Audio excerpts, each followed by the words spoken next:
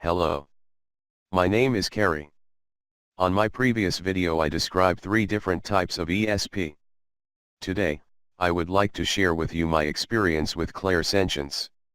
I had discovered the 3 types of ESP, and realized I was clairsentient, but what did that mean anyway? I went looking for more people with this experience. I found plenty of psychics, tarot card readers, clairvoyants, some clairaudience, channelers, remote viewers, super soldiers, MK Ultra, my labs, alien encounters both positive and negative, but no clairsentience. Each one of these are valid types of experience. I understood them, but I suppose I was looking for validation. I wanted someone to be telling their story, and it could have been my own. I wanted someone else to have figured it out, and told me what was going on. But I found no one. All I can do, is share with you my experience, and how I have come to understand things, because of those experiences. I'm 51, so I've had decades of experience, but in this one area I kept doubting myself. It can be subtle, and no one else is saying they are experiencing it. So yes, you have doubt, and seek validation from elsewhere. I did find some validation. After all, I discovered the 3 types of ESP, and clairsentience. That was a start at least. I realized, I wasn't going to find what I was looking for in other people, I had to find it in myself. So you could say, that life in the last couple of years, has been a roller coaster ride, trying to find perspective on my new paradigm. I really pushed the boundaries of cause and effect. I've had enough experiences now, and much reflection, to have gained some hindsight. This is my experience, and it comes from my perspective. It's not a matter of being right, or thinking something might be wrong. It's how I see things, and there are always many other perspectives. All are valid, and none are wrong. It's all a matter of perspective, and if you don't agree, that's perfectly fine, that's free will, and it's your choice. In the last couple of years since discovering this, I have spent many hours thinking how you would describe what I experience. How do you put it into words, so that people could understand, how you can perceive something, by sensing or feeling it?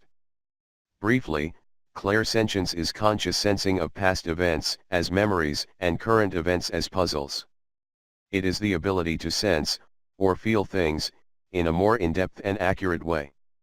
You can sense who other people are, you can feel their energy, and a sense of them is imprinted in you. You can sense others' thoughts.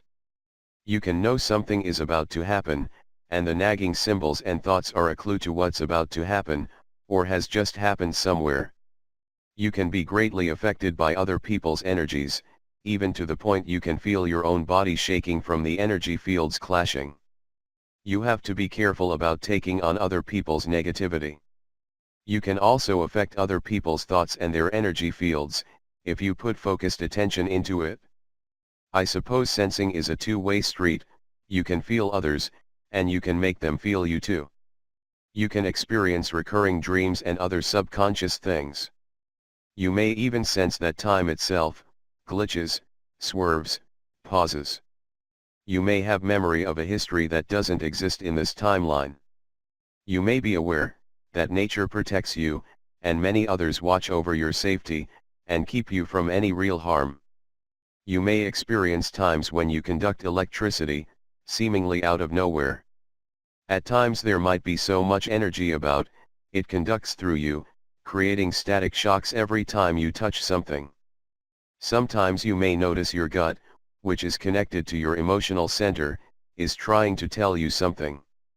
It comes with a nagging thought, and definite feelings, depending on what your gut is trying to tell you. You might also start to see certain things, at times, in your peripheral vision. It's like a liquid silver rainbow, creating sheets of color, that shines and sparkles as it moves. 4 optometrists test later, and not one has a clue what I'm talking about. You might also have times, when it sounds like 100 radio stations are tuned in at once, all speaking together, faintly in the background everywhere you go. What you sense can come in many ways, you need to be open to it, it picks its own form. You have to trust in your own intuition and instinct, and this is why clairsentience is so uncommon. Who trusts in intuition and instinct anymore? I will go into more detail of the experiences that led me to these conclusions in another video. At this point I would like to focus on the overall picture. Understanding ESP is not an exact science, as it's always open to different interpretations. I interpret things from my perspective and understanding. From my perspective, I see there are two distinct ways of sensing things, in a conscious, extrasensory way. One is clear and feels complete, like a memory, and you know it's from the past. The other is the present, and it feels like a cryptic crossword, veiled in symbolism and repetitive themes. It is difficult to say what triggers these things. Emotional connection to other people is certainly a trigger. Some places definitely have a strong memory of its past. Highly energized places will trigger things because of the location. It can be anything, even carried on the wind. For a past event, it is like absorbing a memory, and then it becomes something you just know. As with any memory, it is a recollection of events, people, places, and emotions, and can be very detailed and specific. Any past event that has created a strong vibrational echo, or memory, can be easily perceived and understood in its entirety. It is easier to understand what has already happened, because it's complete and the outcome is known, and the rest is, as they say, history. You know it's a past event, because that is part of the memory, just like when you think about something in your own past memory, you know it's past. It should be mentioned here, that like our own memories and perspective, when you sense the past, you are also sensing an individual's memories and perspective. It is usually because of some emotional event that has caused this vibrational memory to be so strong. This is not a new concept.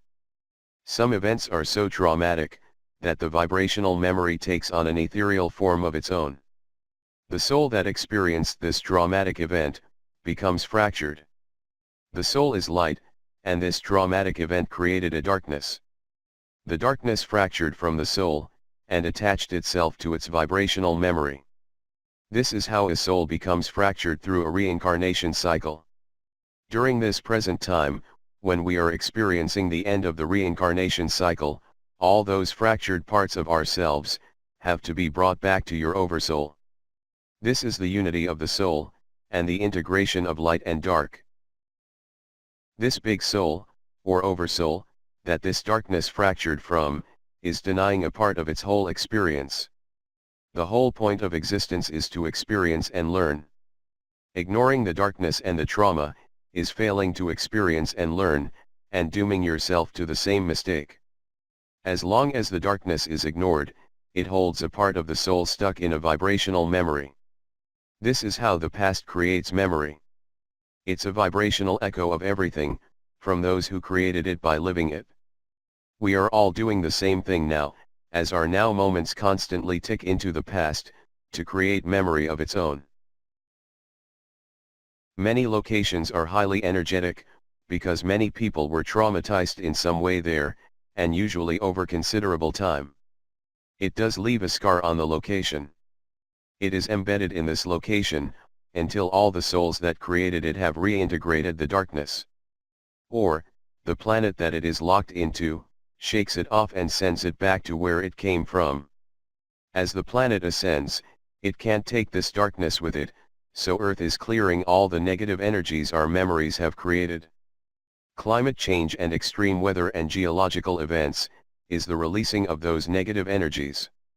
This is also creating greater intensity of reactions, with our solar system's binary partners close approach.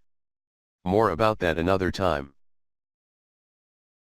Human history has created a strong vibrational past. It is riddled with oppression, wars, caste systems, division, starvation, disease, and lifelong poverty and suffering. There is no golden age in our history books, You'll have to look in the myth section for that, because our history says that never really happened. So it is easily understood how many places on Earth now are scarred by countless millennia of wars and caste. With the past, the book has already been printed, and the ending is known. You can go to any point in that book you want, even the ending. You can just skip straight to the end. The present, however, represents the draft still being done by the author. He isn't finished yet, and he hasn't written the ending. The draft could change 100 times before the author finishes the end.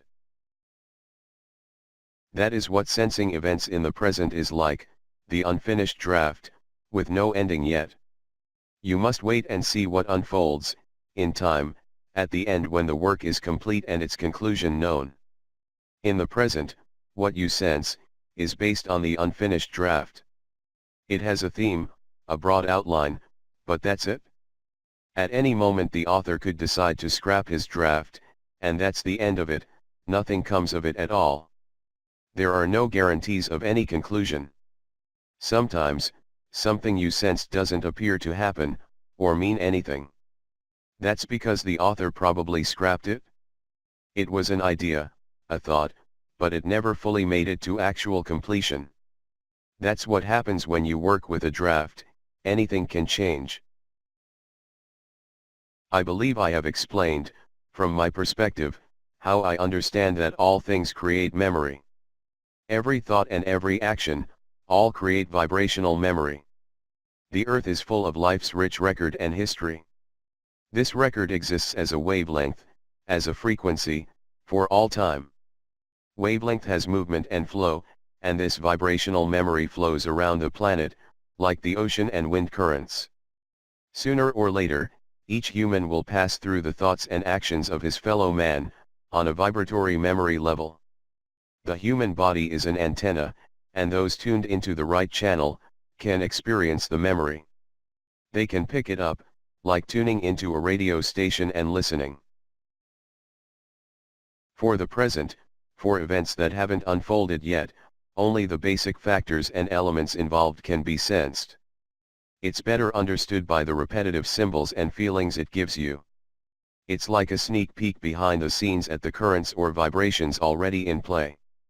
Current, or present events, can be simple and play out the cause and effect cycle quickly, and obviously. Or, they can be complex and multifaceted, making cause and effect obscure. I think it's reasonable to expect that most people can understand the complexity of our modern world. What tangled webs we weave, when first we practice to deceive. And that's the truth of it, our world is complex because it is full of deceit.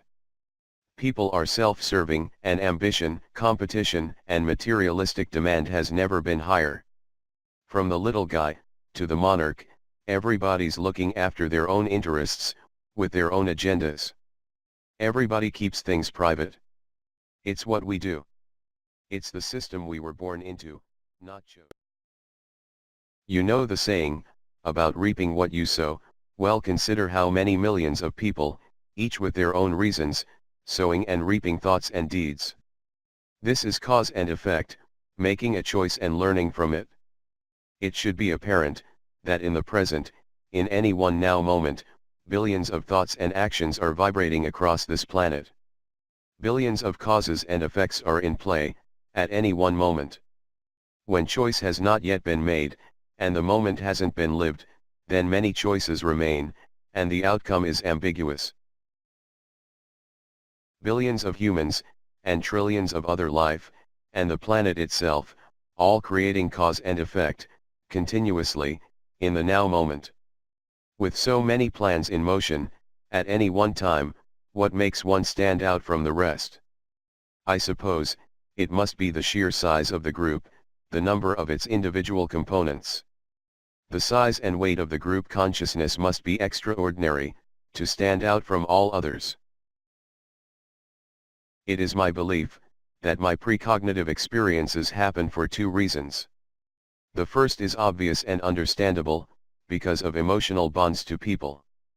The other, is the equivalent to many people focusing their energy into one direction, one thought, to bring a plan or a step to fruition.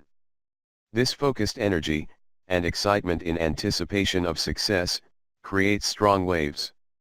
This is focused intent by many people of like mind, to bring about a desired course of events.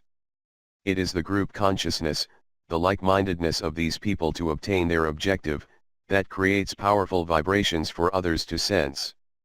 Most people who get together for the same reasons, won't tell others, because they don't want the bother of interference, or debate. Businesses do it, behind boardroom doors. Governments do it in closed sessions. Individuals do it. Everybody has their private side, and their public face, businesses and governments included. This concludes my description of my perception on how you can sense things from the past, and in the present. This is conscious sensing, that you perceive in your daily life. It is a part of who you are, and what you believe, and how you think about things. I don't like to be negative, but sensing others' true thoughts, isn't always a positive experience. It affects you on a daily basis, and how you interact with other people. This is the part you are consciously aware of, that can be perceived by your normal conscious mind. But this is only half of our existence. The subconscious realm we sleep in, provides the second half of our whole existence. My next video will be on my perceptions of subconscious sensing, or what comes to your conscious mind from your dreams. Thank you for listening. If you liked it, then don't forget to hit the like button. If you didn't like it, then share it around anyway, someone you know might get something out of it. Be kind to each other, and yourself. Talk to you soon. Cheers from Carrie.